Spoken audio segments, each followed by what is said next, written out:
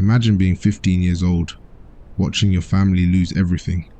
Your ancestral home, the city your fathers built, taken from you overnight. Your father, once a ruler, now a penniless exile, sleeping in the desert with nothing but his pride and his faith. Imagine growing up in someone else's country, dependent on someone else's generosity, listening every night to stories of a greatness that no longer belonged to you. And then imagine that at the age of 26, you take 40 men into the desert at night, scale the walls of your stolen city on tilted palm trees, kill the enemy governor at the gates of his own fortress before sunrise, and begin one of the most extraordinary journeys in the history of the Arabian Peninsula. That man was Abdul Aziz ibn Saud, and today on Muslim Biographies we tell his story. Welcome to Muslim Biographies, where we bring the stories of Islam's greatest figures to life. If you are new here, this channel exists because these stories deserve to be told. The Muslim political, intellectual and spiritual tradition is deeper and more extraordinary than most people ever get taught. Today's story is one of ambition, of faith, of desert warfare and dynastic cunning, and of a discovery buried beneath the sand that would change the entire course of the 20th century. His name was Abdul Aziz ibn Saud, and this is his story. Abdul Aziz bin Abdul Rahman al-Saud was born on the 15th of January 1876 in Riyadh, at that time the capital of the second Saudi state, a tribal sheikhdom in the heart of the Arabian interior. His father was Abdul Rahman bin Faisal, one of the last rulers of that state. His family had been the dominant force in Central Arabia for over a century, their power built on a historic alliance between the House of Saud and the religious reformer Muhammad ibn Abd al-Wahhab in 1744, an alliance between political ambition and religious revival that would define the region for centuries to come. But by the time Abdul Aziz was a boy, that power was crumbling. Rival clan battles had weakened the family from within, and in 1890, when Abdul Aziz was just 14 years old, the rival Rashidi dynasty swept into Riyadh and took the city.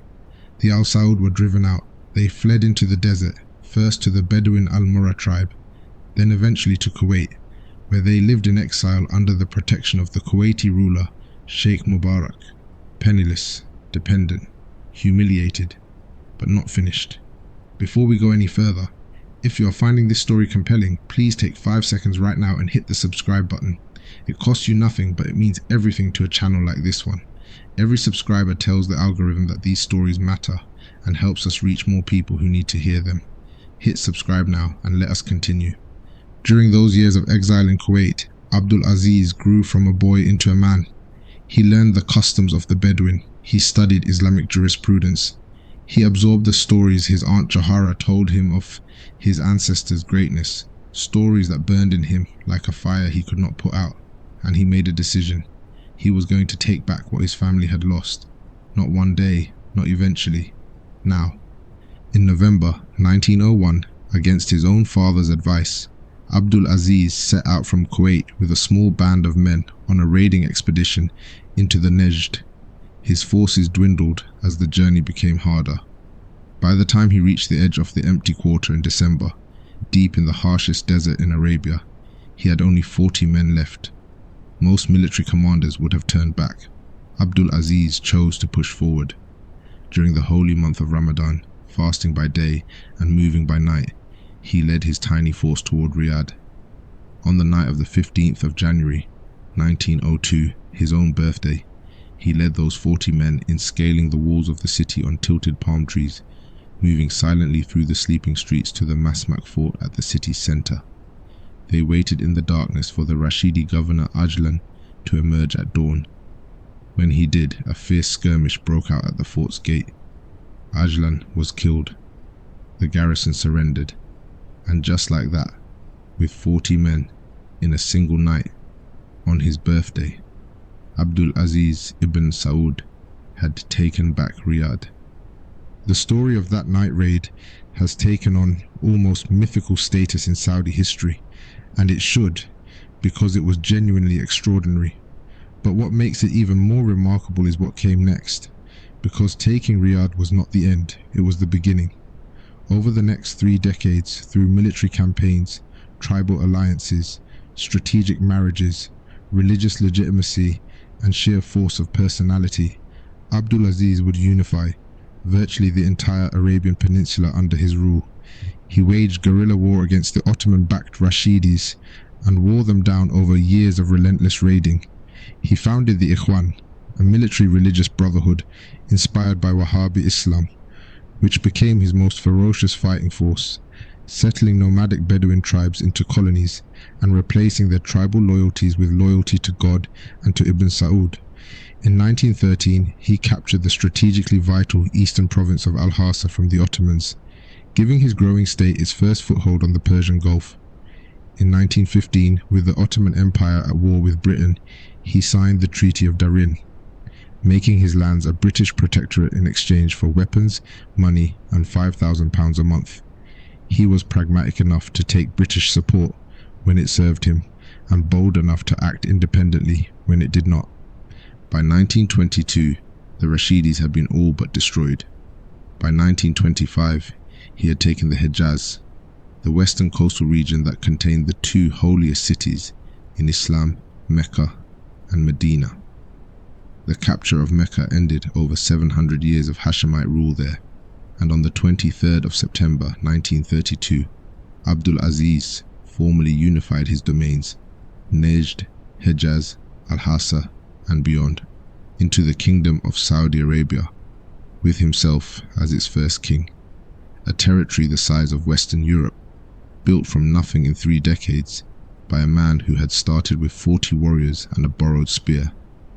But here is where the story becomes genuinely complex, and this is a channel that believes in telling the full truth about the people we cover. The Ikhwan, the ferocious religious warriors who had been so central to Ibn Saud's conquests, eventually turned on him. When he ordered them to stop raiding British protected territories, they refused. They had been taught that all non-Wahhabis were infidels, and that jihad was their permanent duty. Ibn Saud could not control the monster he had helped create. After 2 years of internal warfare, he crushed the Ikhwan at the Battle of Sabila in 1929, killing the very men who had fought hardest for his kingdom. It was a brutal and necessary act of statecraft that revealed the ruthless pragmatism beneath the religious legitimacy he had always claimed. His consolidation of the kingdom came with other controversies. The destruction of historic Islamic sites and shrines in Mecca and Medina, carried out under Wahhabi doctrine, was deeply painful to millions of Muslims worldwide who revered those sacred spaces. The political and religious alliance between the House of Saud and the Wahhabi establishment, an alliance that purchased religious legitimacy at the price of giving extreme religious forces enormous influence over Saudi society, would cast a very long shadow over the decades that followed his death. And then came 1938, and everything changed. American geologists working for Standard Oil of California struck oil in the eastern province of Saudi Arabia in March of that year. The discovery was staggering in its scale. Beneath the desert sands of a country that had been one of the poorest on earth lay one of the largest oil reserves ever found. Ibn Saud had signed his first oil concession with Standard Oil of California in 1933 for a modest upfront payment of £35,000 of gold. He needed the money desperately. The Great Depression had devastated pilgrimage revenues. His kingdom was running on empty. In 1944, the Arabian-American Oil Company, Aramco, was established as a joint venture between American oil companies and the Saudi government, but the terms were deeply unfair to the Saudis in those early years. By 1950, Ibn Saud had received a total of only about $200,000 in oil royalties, a fraction of what the American companies were earning. He negotiated a new deal in 1950, requiring Aramco to split profits 50-50. It was a turning point. By the time of his death in 1953, Saudi Arabia was receiving the equivalent of $2.5 million every single week from oil revenues. The man who had scaled a city wall with 40 men now sat atop one of the most consequential geopolitical assets on the planet, and he knew it. In February 1945, aboard the USS Quincy on the Great Bitter Lake in Egypt, Abdul Aziz ibn Saud met with American President Franklin D. Roosevelt. The meeting laid the foundation for one of the most consequential bilateral relationships of the 20th century: American military protection in exchange for secure access to Saudi oil. a deal whose reverberations are still felt in every corner of global politics today. What kind of man was he personally? By every account, he was physically imposing, described as enormously tall, with a commanding presence that filled every room he entered. He was known for extraordinary personal generosity. He would remove his own cloak to give to a shivering old man on the roadside. He established a guest house called the Thulaim, the host, where the poor of Riyadh could come for rice, meat and porridge.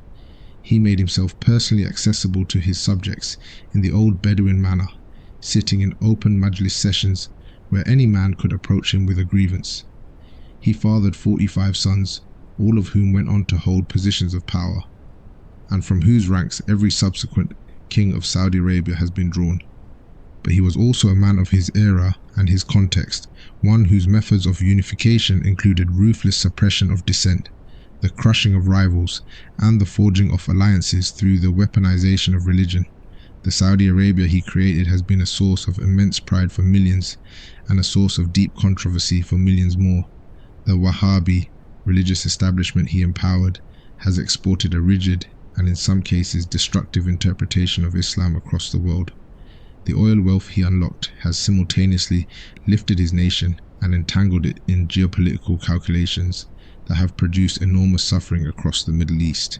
Abdul Aziz ibn Saud died on the 9th of November 1953 in Taif. He was 77 years old.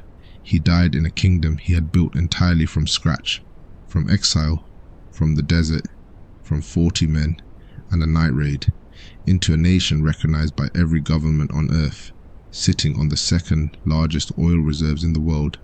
His legacy is not simple. It was never meant to be. The man himself was not simple. He was a Bedouin warrior, a religious statesman, a tribal politician, a modernizer, a conservative, a builder, and a destroyer, all at once. But there is something that cannot be taken away from him. He looked at a fractured, colonized, impoverished peninsula and saw a nation.